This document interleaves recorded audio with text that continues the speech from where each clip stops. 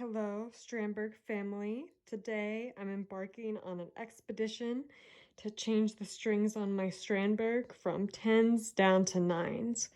Now this Strandberg has a floating trem, so I'm gonna block the trem and do all the necessary adjustments and show you guys how to do this along the way. Disclaimer is that I've never really done this before. I've changed strings on regular guitars and done truss rod adjustments, but I've never adjusted a trem and never even changed the strings on a Strandberg before. So of course you're gonna need a Strandberg guitar, the tools that come along with it. We're gonna measure action and relief with this handy dandy tool. We have some clippers for our strings, a capo, some sticky notes to help block the trem, the strings I'm gonna be using, and a tuner. So without further ado, let's get started. Totally not terrified at all. Okay, so first things first, I want to take some measurements of the current setup of my guitar so that it'll be easier to get it back to that once I've messed with the trem. So first, we are going to measure the action. The action refers to the height of the bridge and will be measured at the 12th fret with this tool. So we're going to use this side right here to measure the action by just placing it first in between the 5th and 6th string. And you can see my action is between 2 and 2 1/4 millimeters for the 6th string, and then for the 1st string I have it at about 1.75. So we're gonna go ahead and record those in a little notebook just to make things easy. I suspect that won't really change because we're not really changing the bridge height. But again, it's always good to record. So next we're going to measure the relief of the neck, and the relief refers to basically the curvature or the bowedness of the neck.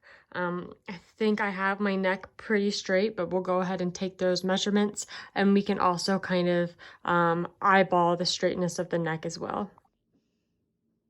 Okay, so to measure the relief, we have the capo at the 1st fret, and I'm going to fret the very last fret at both the low E and the high E, one at a time, and use this side of the tool to measure the relief.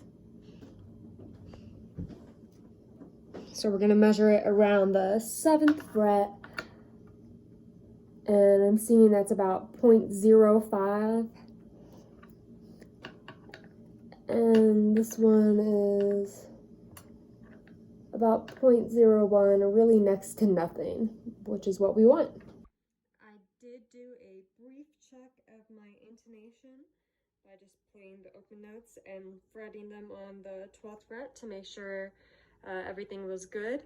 And now I'm gonna try and block the trem using these post-it notes. Wish me luck. Can't forget to unscrew this guy. We're not going to be needing this for a second.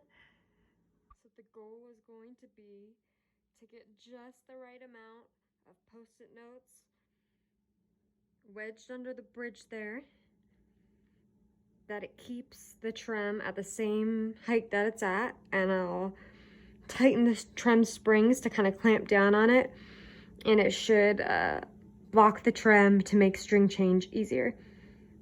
But I also want to keep track of how much I'm tightening the trem so that it'll be easy to get it back to the same point. All right, so I think that's all the post-its I'm going to be able to wedge in there for now. So now it's time to tighten the trem and block it. So this is the scary part. I'm going to take the Phillips head screwdriver. I'm going to tighten these guys right here. I saw a video of Ola doing it, and he tightened it about 5 rotations. So I'm going to start off with tightening it 5 rotations, see if that's good enough. And of course I'm going to record that in my little journal so I know how much I've done.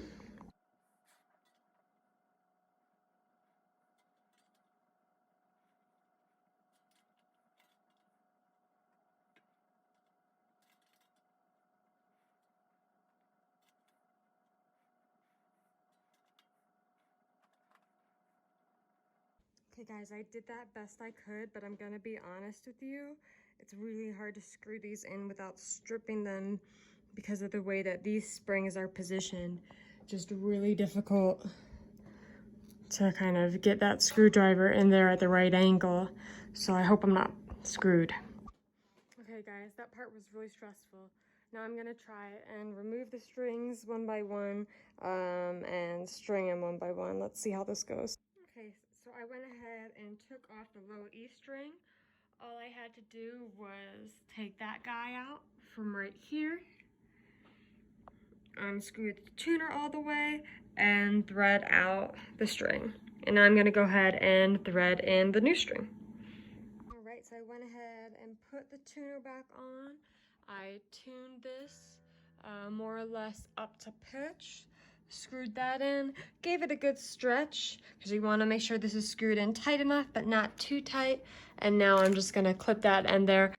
All right, the strings have been changed. So now I have to unblock the trim and readjust it to the correct position. So I went ahead and unblocked the trim. I loosened the screws a couple times. I took out the post-it notes, and this is the trim at the moment. You can see it's a little tilted down, so I'm gonna fix that. All right, so I went ahead and loosened these guys. It took a pretty good amount of loosening. As you can see, you can kind of start to see the threads there. I felt like it was a pretty big difference from how I had it before. And if I flip the guitar around, you can kind of see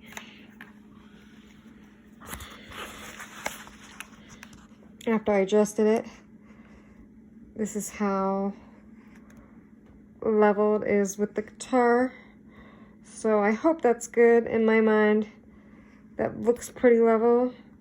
Potentially slightly dipped down, but it looks pretty parallel with the body to me. And I don't feel like messing with that trim anymore, so I'm gonna keep it here and see how it does. Alright, so I went ahead and loosened this just a little bit more. I don't know if it's a little bit extreme or exactly how even these guys are. But the guitar is sounding good to me. And let me show you the position of the bridge and the tremolo. So this is how the tremolo's looking. I think it looks pretty freaking parallel to the body. So I'm happy with it. Okay, so now we're just going to check the original specifications of the guitar that I discussed to ensure that everything's on point. So first things first, we're going to test the intonation to make sure that's correct. Okay, that's really hard to do with two hands, but the intonation is all on point. Now we can go ahead and check the action, see if it is the same.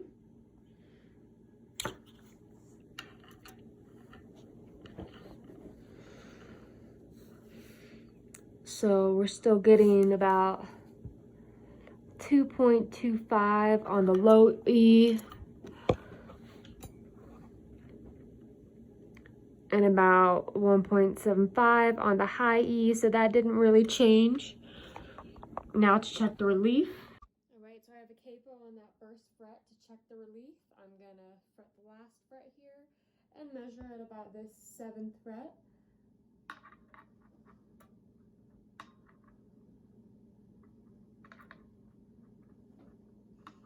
I'm getting this as about 0.04. And this is next to nothing. I think I will very carefully loosen the truss rod just a little bit because I did go down in string tension. I feel like the truss rod is probably just a little too tight, and I like a little extra space there on the strings for my bends. All right, so there you have it, folks. It's been a few days and my guitar is still playing great. I am wondering about the overall flutteriness of the trem, and if it feels how I want it to feel, maybe I should tighten it just a little bit more. Tell me what you guys think below in the comments. I hope this was helpful to somebody curious about changing strings and changing string gauge on a Strandberg with a trem, or just doing adjustments, action measurements, relief measurements. Thank you guys so much for watching. Take care.